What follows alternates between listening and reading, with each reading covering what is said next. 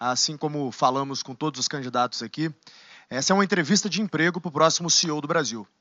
Logo, a gente reuniu aqui empresários, membros do ecossistema do G4. Então, aqui estão representados 100 mil empresários online conosco e sentados aqui nessa sala, que são 100 mil empresas que o G4 tem em seu ecossistema, que emprega 16 milhões de pessoas.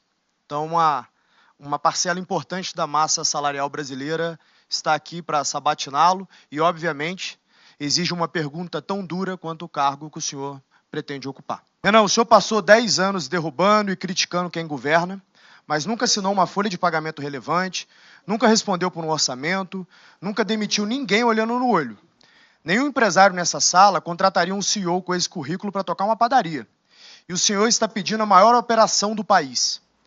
E o problema não para na execução. Alcança também as suas convicções. O senhor diz que bolsonarismo e petismo são duas faces da mesma decadência. Mas as pesquisas desenham um segundo turno entre Flávio Bolsonaro e Lula. E nesse cenário, não existe terceira face hoje. Branco e nulo não somam para ninguém. Só que o seu eleitor é esmagadoramente antipetista.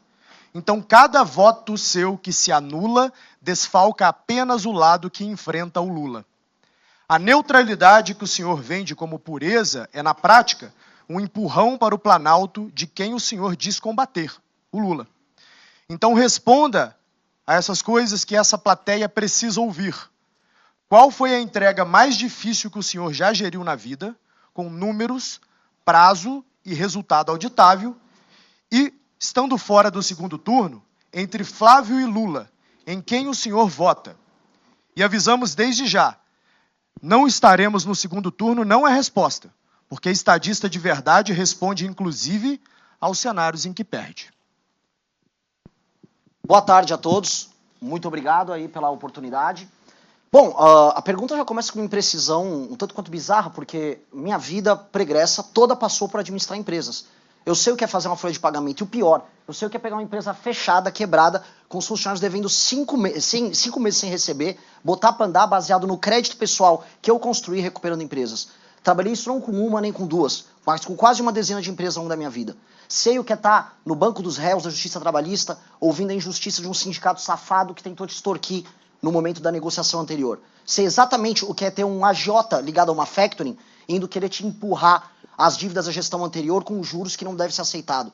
Sei justamente fazer isso. E essa é a postura que o próximo presidente da República tem que ter, porque a gente vai pegar um cenário muito similar a esse. Só que essas são as minhas realizações antes de me tornar um líder político. E um líder político é um líder que necessita tomar esse tipo de decisão num contexto novo, em que não se conta apenas a ética da convicção, que é a ética da convicção que eu contei todos os anos em que eu fui militante político, algo que eu tenho orgulho, faço desde 2014, mas também como liderança que precisa da ética da responsabilidade, que é quem vai assumir um país e vai ter que tomar decisões muito, mas muito difíceis. Pois bem, como líder político, no movimento, eu criei o maior movimento político do Brasil, isso é oferível, nós fizemos a maior ação política com as maiores manifestações da história do Brasil ao longo dos últimos anos, que foi o impeachment da Dilma Rousseff. Organizei essas manifestações, ajudei a criar a linguagem política daquilo que chama de direita no Brasil, algo que foi surfado por muito vagabundo por aí. Depois disso, consegui criar um partido político, algo que o ex-presidente Bolsonaro tentou e falhou miseravelmente, estando no poder, botando seus filhos para tentar tocar isso, algo que naturalmente eles não conseguiriam com a baixa inteligência que eles têm à disposição. Fiz isso no menor período de tempo. Vamos comparar com o Partido Novo, que é um partido montado por executivos da iniciativa privada. Eles gastaram milhões e demoraram 5 anos. Eu consegui coletar as assinaturas em menos de 2 anos, com muito menos dinheiro, sendo um líder, acima de tudo, político, não um líder empresarial. Porque existe uma diferença muito grande entre ser um líder empresarial e político. E você, como uma pessoa que conhece Aristóteles, sabe muito bem disso. Não existe nada mais nobre do que a boa atividade política e a busca do bem comum. Nesse sentido, eu até não concordo, me permita discordar, Thales, da ideia de que eu estou fazendo uma entrevista de emprego. Porque liderar um país não é uma entrevista de emprego.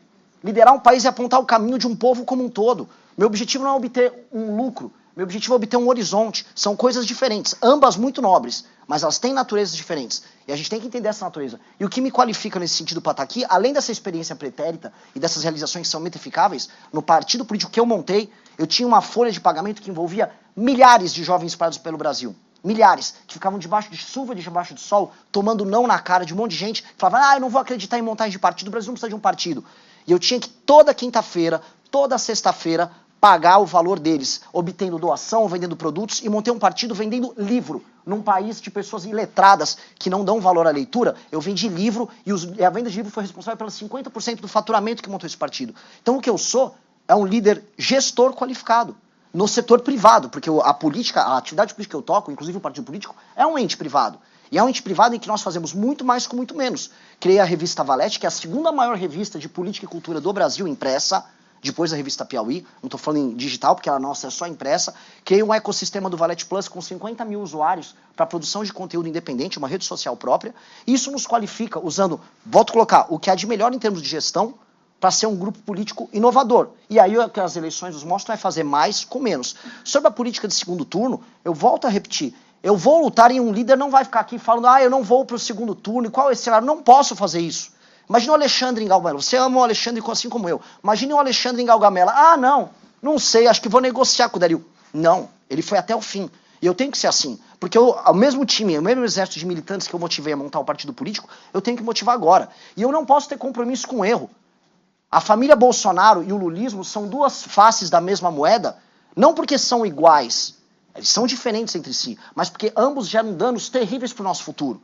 A gente está penhorando o nosso futuro. A discussão política dessas eleições vai ficar centrada no quê? O Lula dá mais um pouco de pé de meia, o Lula dá mais um vale-gás para as pessoas e o Flávio Bolsonaro oferecer celular de graça para mulher, para melhorar a intenção de voto com mulher? Essa que se tornou a discussão política no Brasil, tinha que estar falando de desindexação, desvinculação, reforma de competitividade. Eu não aceito trabalhar com essas categorias. E isso não é ficar neutro, isso não é fugir. Até porque quando você adota esse caminho, o que acontece é que você apanha dos dois lados, que foi o que aconteceu comigo. Mas sabe o que acontece também? Você se torna um líder melhor. E esse é o ponto. Eu só estou aqui sentado, tendo a honra de estar sentado com vocês conversando, porque eu adotei um caminho, não da neutralidade, mas de enfrentar ambos, de não aceitar o erro de ambos. Isso me tornou um líder qualificado, que de acordo com algumas pesquisas, como é o caso da Atlas, já me coloca em primeiro lugar no público de 16 a 24 anos, ou seja, construindo um horizonte novo. E citando aqui um líder empresarial que deve ser referência para todos vocês, que é o Peter Thiel, ele já dizia bastante, crie seu próprio monopólio. Crie, antes de tudo, seu próprio monopólio. Seja líder de uma tecnologia que ninguém pode imitar. Foi isso que eu fiz para as novas gerações. Eu criei um pensamento político próprio, para um grupo político próprio, uma estética própria, uma liderança própria. E com base nisso nós criamos um nicho eleitoral próprio, com um sonho, um horizonte próprio, que nos deixam aptos a participar do grande debate. E é por isso que eu tenho a honra, Thales, de estar aqui com você, de poder discutir isso com você, de poder discutir com o Duda. E estar aqui. É uma visão que pode ser encaixada também como empresarial, no sentido de gestão, mas uma visão muito poderosa em termos de coração. Eu estou aqui por causa desse coração e é isso que vai fazer a gente mudar o Brasil. Obrigado. Mas, candidato, a resposta, vota Lula ou Flávio, sendo que Lula elege Eu voto Lula? Renan Santos. Eu não vou para a batalha pensando em perder. Eu voto Renan Obrigado, Santos. Candidato.